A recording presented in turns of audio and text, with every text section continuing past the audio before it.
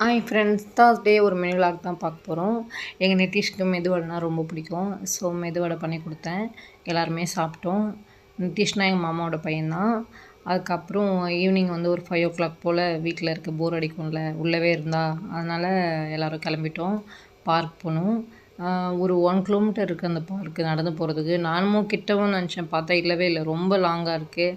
சரி போவோம், இதுவும் ஒரு வாக்கிங் போல் அப்படின்னு சொல்லிட்டு போயிட்டோம். எங்கள் பிராஷிலாம் ரொம்ப குஷியாக கிளம்பிட்டாங்க. அதுவும் நடந்து வருது, நான் கஷ்டப்படுறேன், அவள் அவ்வளோ ஈஸியாக நடந்து ஜாலியாக நடந்து வரா. ஏன்னா சுற்றி பார்க்குறதுக்கு அவ்வளோ சூப்பராக நேச்சுரலாம் அழகாக இருந்துச்சு. ட்ரீஸு, பிளான்ட்டு, அனிமல்லாம் இருந்துச்சு கூட. பார்க்க ஃப்ரண்ட்டில் ஜூம் மாதிரி இருந்துச்சு. பட் பார்க் தான். அப்புறம் உள்ளே போயிட்டு குழந்தைங்களாம் நல்லா என்ஜாய் பண்ணாங்க. நானும் எக்ஸசைஸ் மாதிரி பண்ணேன். இந்த மாதிரி பார்க்கு வந்து அப்போயாச்சும் உடம்பு குறையதா பார்க்கலாம் அப்படின்னு சொல்லிட்டு ட்ரை பண்ணோம்.